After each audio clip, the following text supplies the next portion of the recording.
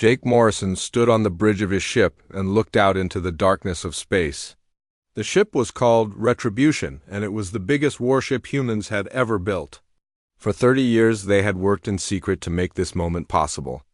Now, the time had come to show the galaxy what humans could really do. Admiral Lisa Carter appeared on the screen in front of Jake. Her face looked tired and angry. She had lived through 40 years of watching aliens take humans as slaves. She had seen entire colonies burned to the ground. She had watched children taken from their parents and never seen again. Today all of that would change. Jake, you have permission to send the message to the Galactic Council. Make sure they understand this is their last chance, Lisa said. Her voice was cold and hard like steel. The Galactic Council was made up of 3 big alien empires.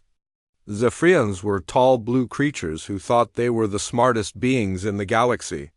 The crystalline people looked like living rocks and believed they were the strongest. The Vorthans were green and slimy and claimed to be the most advanced. All 3 groups had one thing in common. They all thought humans were nothing more than animals to be used and thrown away. For 200 years, these aliens had come to human worlds. They took people to work as slaves in their mines and factories. They stole human technology and claimed they invented it. They destroyed human colonies whenever they felt like it. When humans asked for help or tried to make peace treaties, the aliens just laughed. But the aliens had made one big mistake. They thought humans were weak because humans tried to talk instead of fight. They thought humans were stupid because human technology looked simple compared to theirs. They never bothered to really study what humans were capable of. If they had looked closer, they would have run away in fear. Commander Amy Brooks walked over to Jake and activated the communication system. This message would be sent to all 3 alien capitals at the same time. Every alien leader would hear it. Every alien military commander would know that everything had changed. President Robert Hayes appeared on the screen. He was an old man, with gray hair and lines on his face. Those lines came from years of watching his people suffer. His voice was calm, but everyone who heard it could feel the anger underneath. To the rulers of the Zephyrian hegemony, the Crystalline Dominion, and the Vorthan Collective, Hayes began. For 200 years you have treated humanity like we are animals. You have taken our people as slaves. You have stolen our worlds. You have killed our children. We tried to talk to you. We tried to make peace. We begged you to see us as equals. You laughed at us. Hayes paused and looked directly into the camera. When he spoke again, his voice was like ice. Our patience is over. You have exactly 72 hours to do 3 things. First, you will return every human slave to their homeworlds. Second, you will pay for all the damage you have done to our colonies. Third, you will never again attack a human world or take a human person. This is not a request. This is your final warning. And the message continued for several more minutes. Hayes listed specific crimes the aliens had committed. He named human worlds that had been destroyed. He talked about families that had been torn apart. Every word was true, and every word was chosen to make the aliens understand that humans remembered everything. If you do not do what we ask in 72 hours, you will face consequences beyond your imagination. We are not the weak species you think we are. We have been preparing for this day for a very long time. You created us into what we have become. Now you will face what you created. The transmission ended. Jake looked around the bridge at his crew. Every person there had lost someone to the aliens. Amy Brooks had watched her brother taken as a slave when she was 12 years old.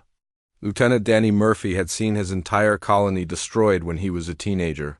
Chief Engineer Kate Wilson had spent 5 years as a slave before she escaped. These were not the only humans who had suffered. Across the galaxy, millions of humans worked in alien mines and factories. They were beaten if they worked too slowly.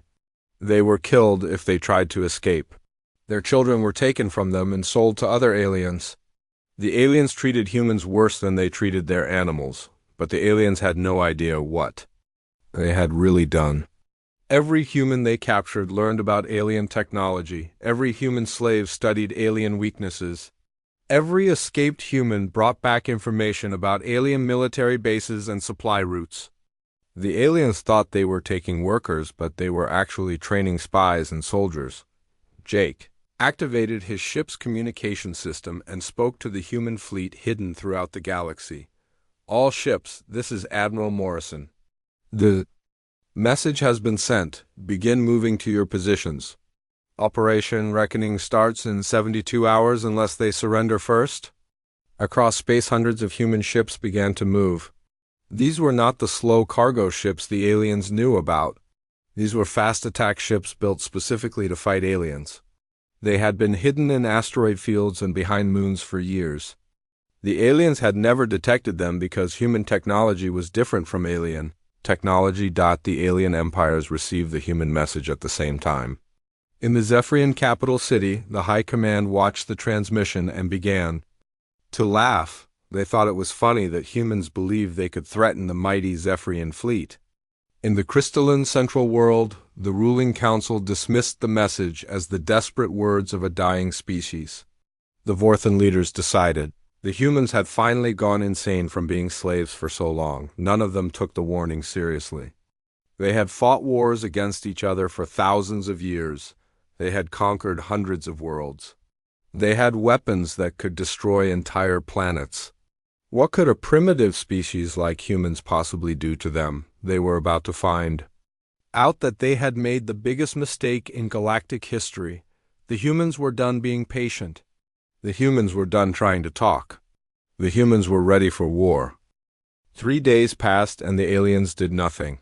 The Zephyrian High Command sent back a message telling humans to surrender or be destroyed. The Crystalline Dominion offered to buy more human slaves at higher prices. The Vorthans simply ignored the human warning completely. All 3 alien empires believed humans were too weak and stupid to be a real threat. Dr. Samuel Johnson sat in his laboratory on Earth looking at alien specimens he had studied for 20 years. Samuel was the head of the Xenobiology division, and he knew more about alien anatomy than any other human alive. What he had discovered over the years would shock the entire galaxy if the aliens ever found out. The War Council met in a secret bunker deep underground on Earth. Admiral Carter, President Hayes, and all the top military commanders gathered around a large table. Dr. Johnson stood at the front of the room with charts and pictures of different alien species covering the walls behind him. The irony is almost too perfect to believe, Samuel began as he pointed to a diagram of a Zephyrian body. Every single species in this galaxy evolved on worlds with gravity 3 times stronger than Earth, their home planets. Orbit binary star. Systems that produce deadly radiation. They developed thick skin and dense bones to survive these conditions. Colonel Linda Parker leaned forward in her chair. She had been planning human military strategy for 15 years, and she understood immediately what Samuel was explaining. So they are individually stronger than us in direct combat, but they have major weaknesses we can exploit. Exactly, Samuel continued. He pulled up images of alien ships and equipment. Look at their technology. Every alien vessel requires massive life support systems just to maintain artificial gravity fields. Their soldiers cannot function without powered armor that protects them from what they consider deadly environmental conditions. Their weapons are designed to work in high-radiation environments. Samuel walked over to another chart showing comparative anatomy. Now look at humans. We evolved on a low-gravity world with moderate radiation from a single star. Our bones are lighter, but more flexible. Our muscles are less dense, but more efficient. Our organs can process a much wider range of atmospheric conditions. Admiral Carter studied the charts carefully. She had fought against alien raiders many times and had always wondered why they seemed so clumsy and slow despite their advanced technology. What does this mean for combat situations? Dr. Johnson smiled for the first time in years. It means we have been training for galactic warfare our entire evolutionary history without knowing it. Humans can survive in environments that would kill most galactic species within minutes. We can move faster and fight longer in the conditions we will encounter on alien worlds. The revelation had come 5 years earlier when humanity captured its first intact alien warship. A Zephyrian raiding party had attacked a human mining station, but their ship had been disabled by a lucky hit from a mining laser. The human defenders had managed to board the alien vessel expecting a fierce fight. Instead, they found 6 Zephyrian warriors dying in their own ship. The aliens had not been killed by human weapons. They were suffocating because their life support system had been damaged and they were breathing what they considered poison gas. To humans, it was just normal air with slightly higher oxygen content. Captain Ben Rodriguez had led that boarding party and he remembered every detail. The aliens were wearing full environmental suits inside their own ship.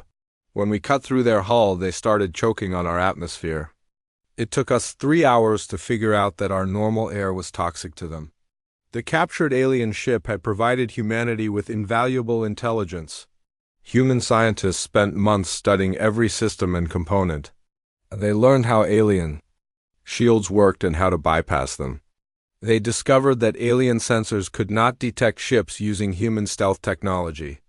Most importantly, they realized that aliens had never encountered an enemy that could survive in the vacuum of space without life support. Dr. Johnson pulled up video footage from the captured ship. Watch this recording from their bridge during the battle. See how slowly they move even in their powered armor. Notice how they need to rest frequently. Their high-gravity evolution made them strong, but it also made them inefficient. The video showed Zephyrian warriors struggling to operate their own equipment during combat. Their movements were precise but slow. When human defenders began venting atmosphere from damaged sections of their station, the aliens panicked because they could not survive in those conditions. Every alien species we have studied has the same fundamental weakness, Samuel continued. They cannot adapt to changing environmental conditions. Humans can fight effectively in zero-gravity, toxic atmospheres, extreme temperatures, and high radiation. We can do this without special equipment that might fail or be damaged. Colonel Parker stood up and walked to a tactical display showing the galaxy. This changes everything about how we approach this war. We have been thinking like the smaller force trying to defeat larger enemies. But we are not the smaller force. We are the apex predators and they are prey animals hiding behind technology. The War Council spent the next several hours reviewing battle plans based on this new understanding. Human ships would not engage alien fleets in direct combat where alien numerical superiority might matter.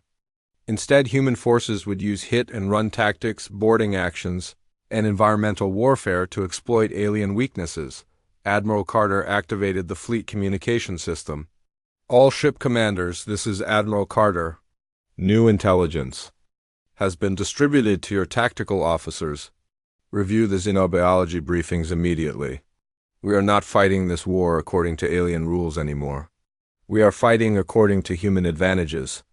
Across human space, thousands of ships that had been disguised as civilian transports or hidden in remote locations began powering up their true weapon systems.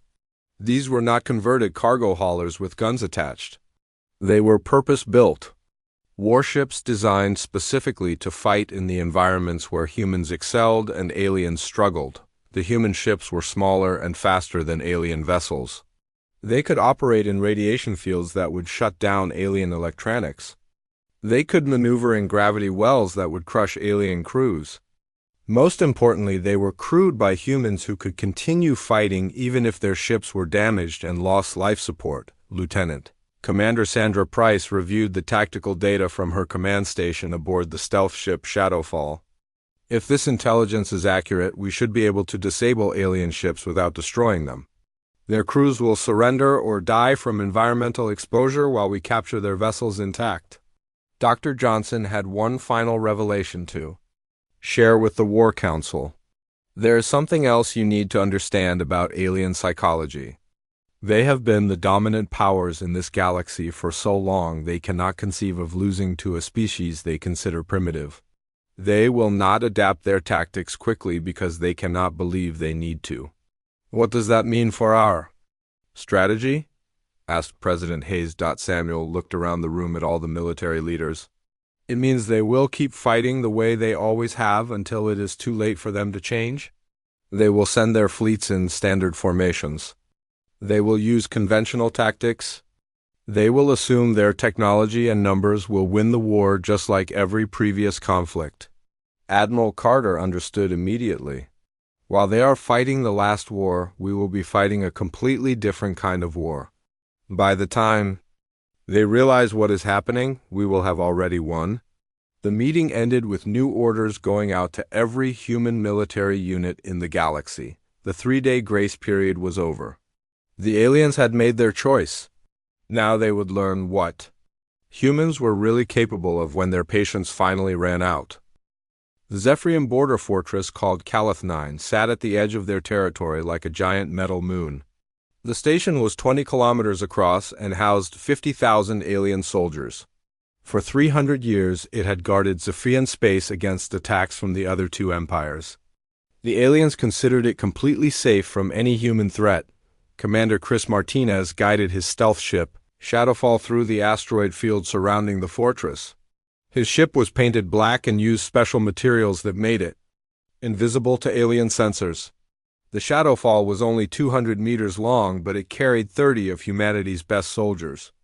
"Remember the mission parameters," Chris whispered to his strike team as they prepared for boarding action.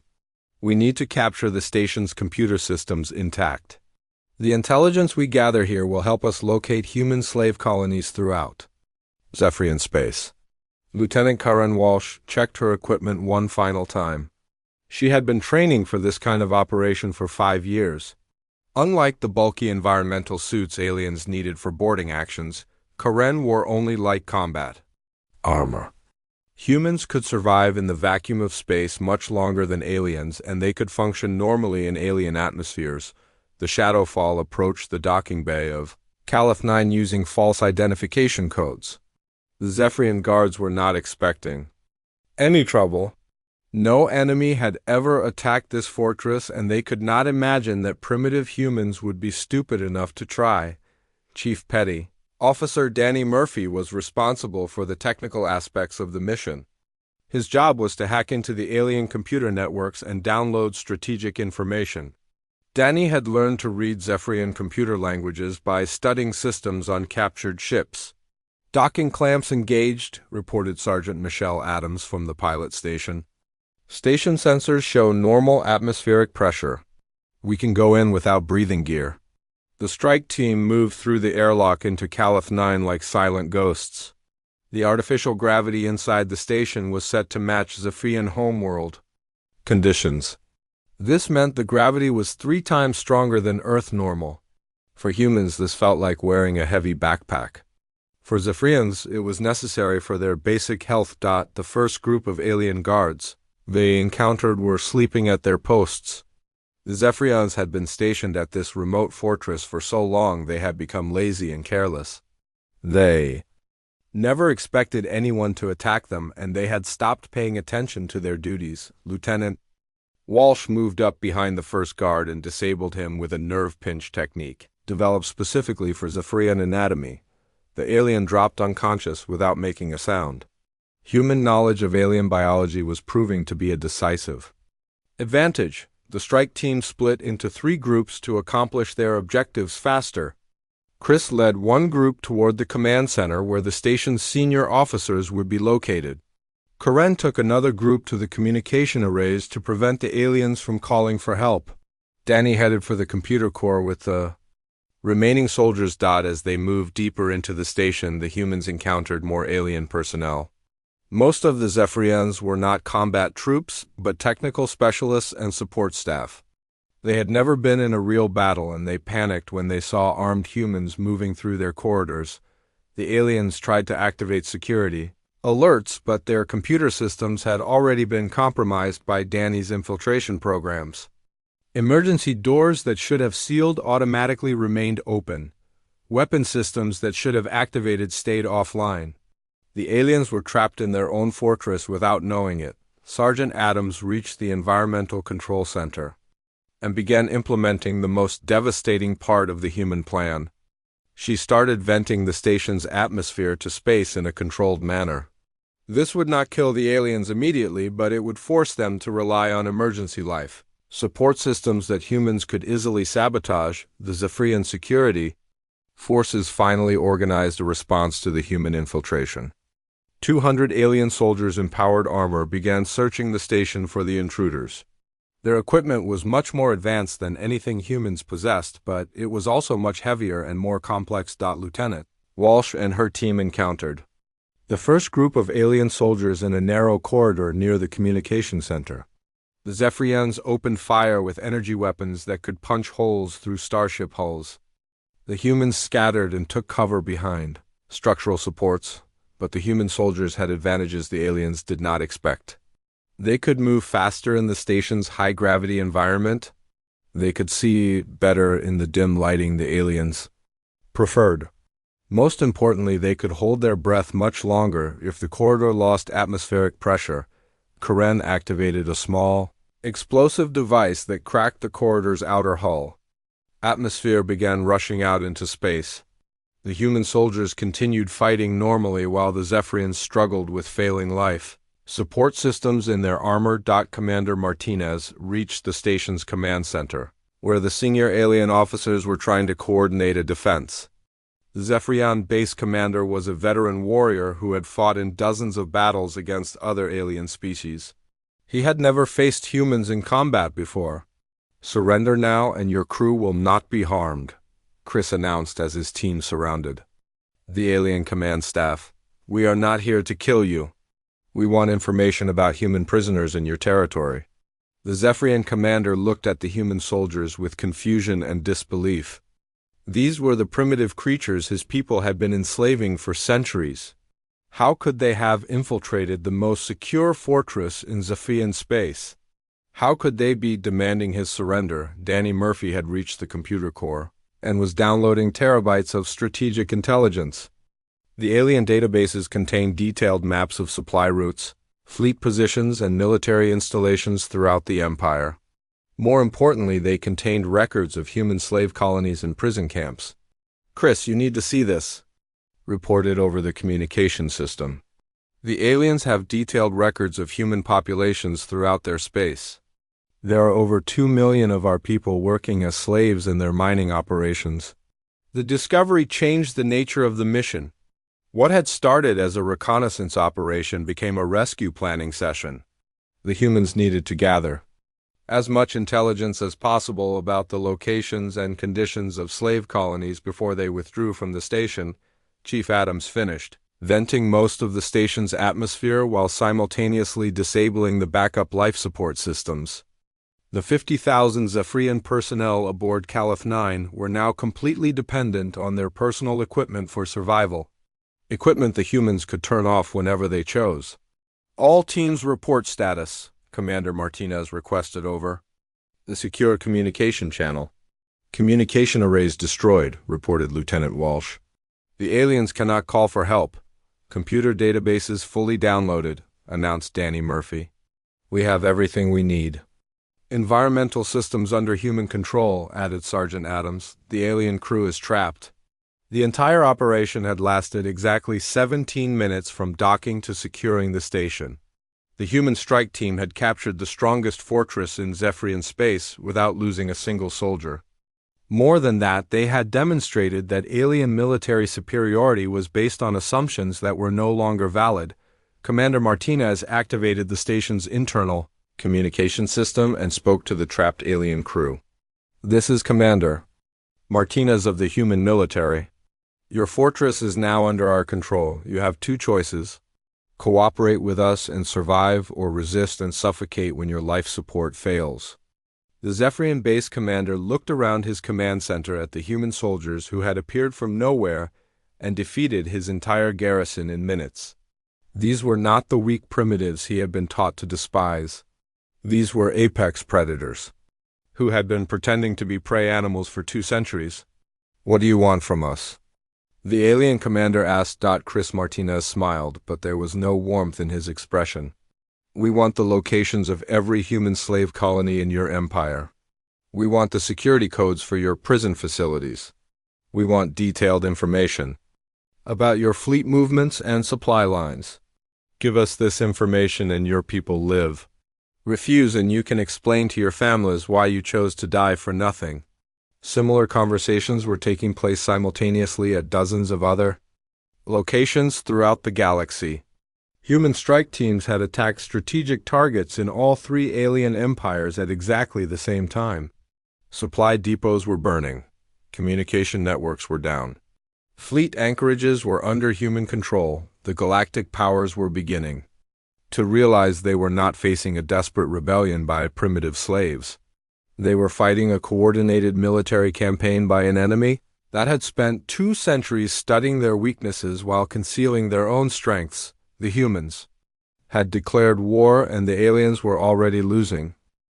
The Vorthan Supreme War Commander Zethkar stared at the holographic displays showing the devastation across his empire.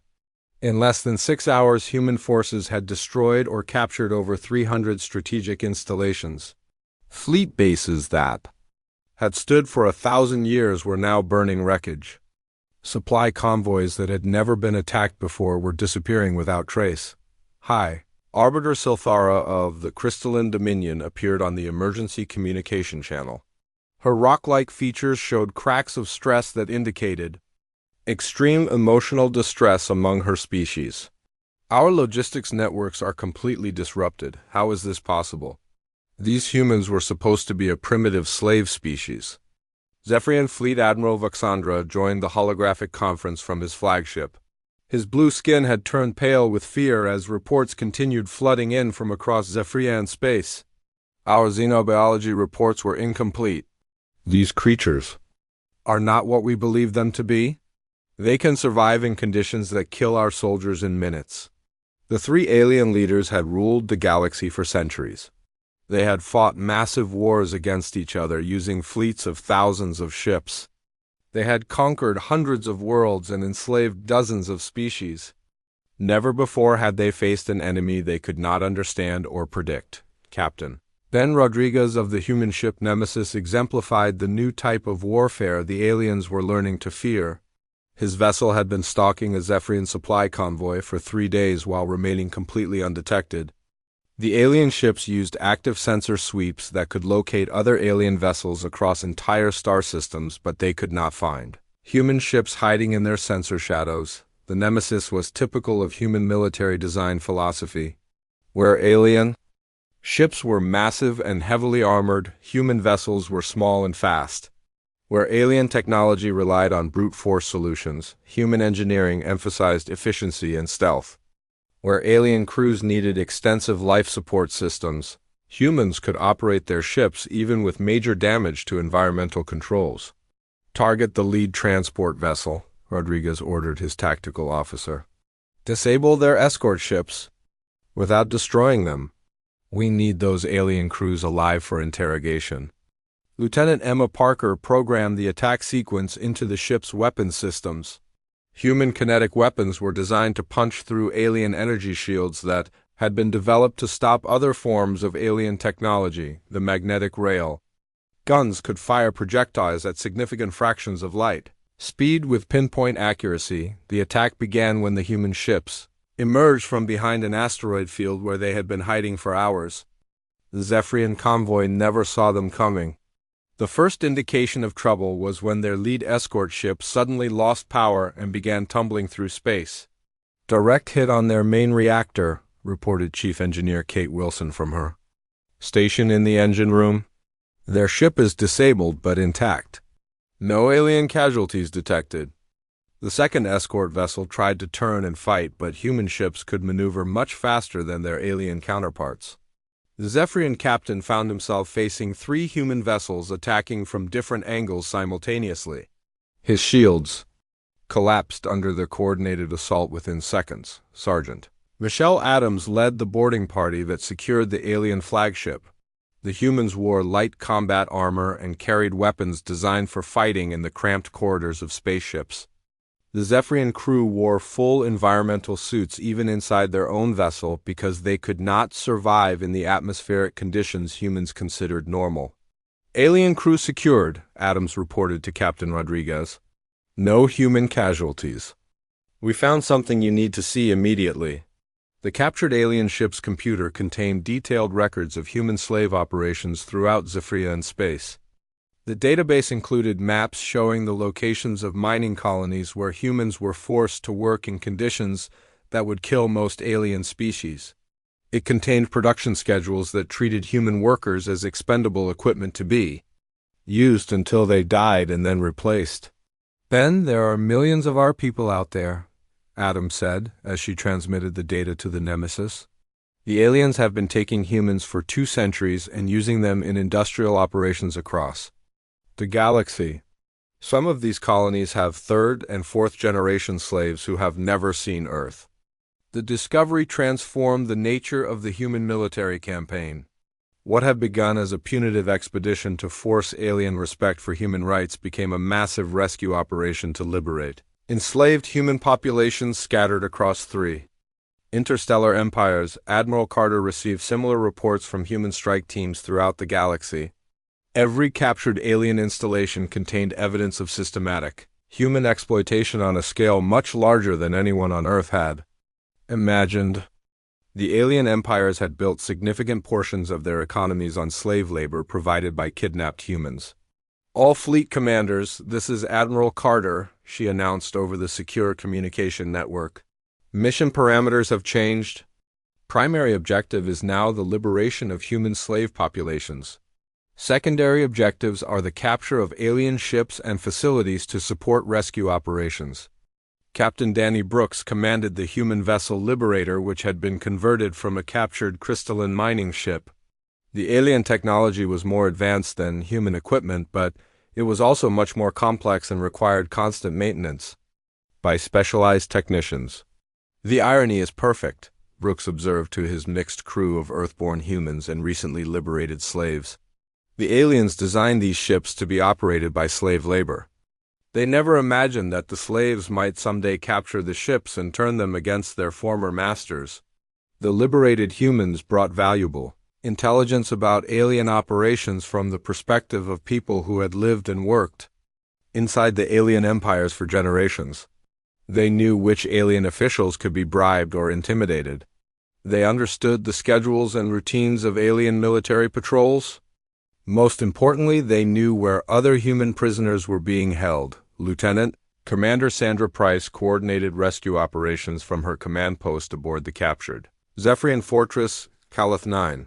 The station had been converted into a forward operating base for human forces penetrating deeper into alien territory.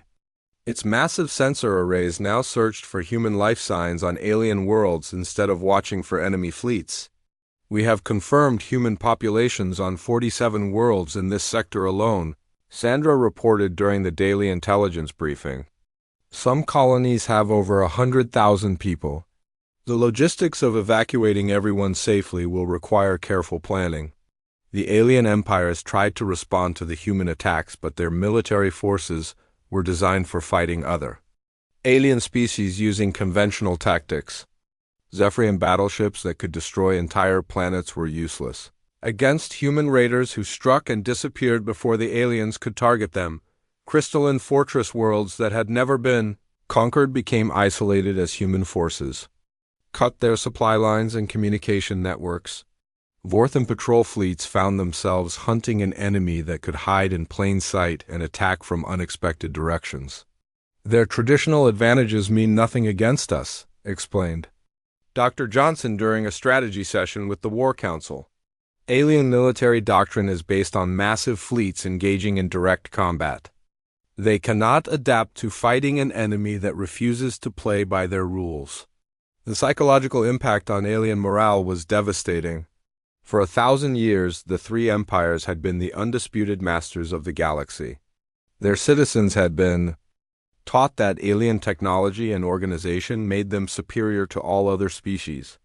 The rapid collapse of their military forces shattered their fundamental beliefs about their place in the universe. Human intelligence operatives reported that alien civilian populations were beginning to question their government's ability to protect them. Some alien colonies were surrendering to human forces rather than risk being caught in battle zones. Others were demanding that their leaders negotiate peace with the humans before the situation became worse. The aliens are learning that they created their own worst enemy, Admiral Carter observed as she reviewed battle reports from across the galaxy. Every human they enslaved became a source of intelligence about their weaknesses. Every colony they destroyed motivated more humans to join the fight against them. Captain Rodriguez and his crew continued their hunt for alien supply convoys while other human forces liberated slave colonies and captured strategic installations. The Nemesis had become one of dozens of human ships operating independently throughout alien space but coordinating their efforts to maximum effect. Next target is a Vorthan prison transport carrying human captives to a labor camp, Rodriguez announced to his crew. Intelligence suggests over 5,000 of our people are aboard that ship. We intercept them in 6 hours. The hunt was far from over, but the outcome was no longer in doubt. The aliens had underestimated humanity for the last time. The galaxy was learning to fear the species they had spent centuries oppressing, and the lesson was being written in the wreckage of alien fleets across 1,000 star systems. 6 months after Earth's ultimatum, the galactic balance of power had completely shifted.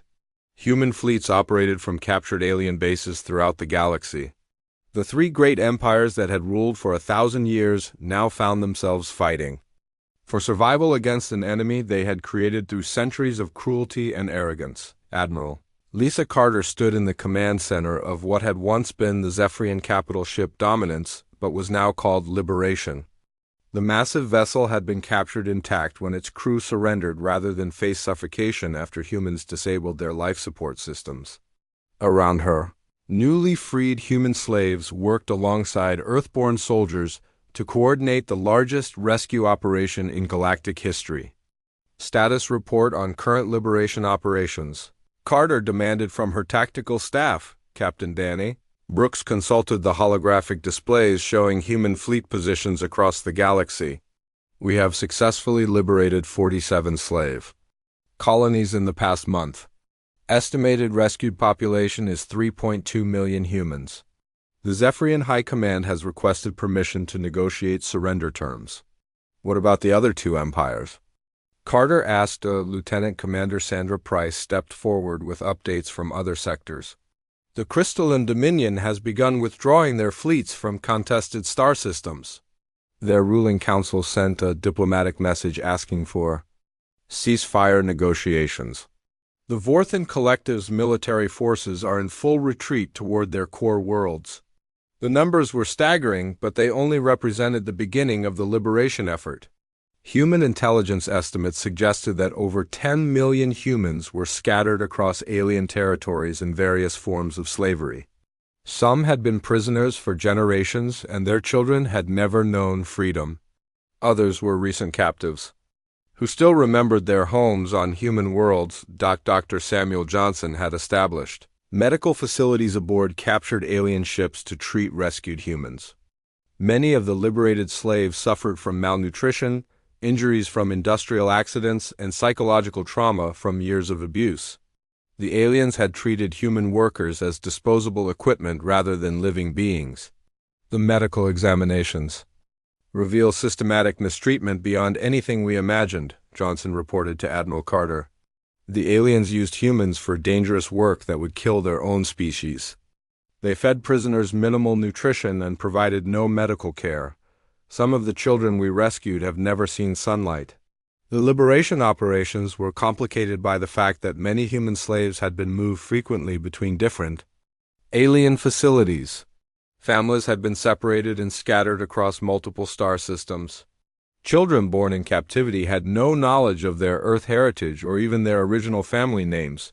Commander Chris Martinez led specialized rescue teams that infiltrated heavily defended alien installations to extract human prisoners.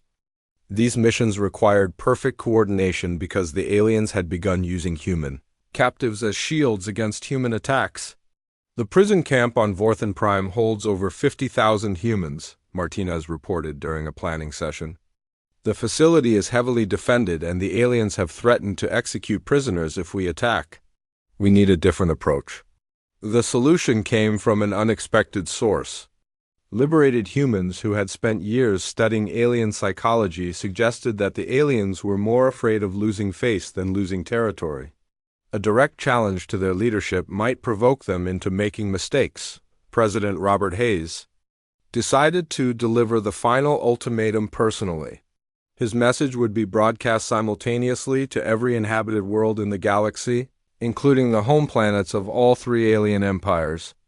The transmission would demonstrate that humans now controlled galactic communication networks. Citizens of the galaxy, Hayes began as his image appeared on screens throughout alien space.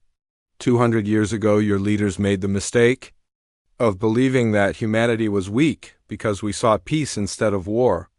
You confused our patience with powerlessness and our diplomacy with cowardice. The alien populations watched in shock as the human leader spoke to them directly from the bridge of a captured alien flagship.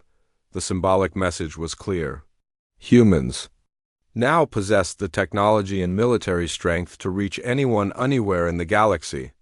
Today you learn the truth about humanity. We are not just another species to be enslaved and exploited. We are your evolutionary superiors in every aspect that matters for warfare. Your surrender is not requested, it is demanded. Hayes paused to let his words be translated into the various alien languages. When he continued, his voice carried the weight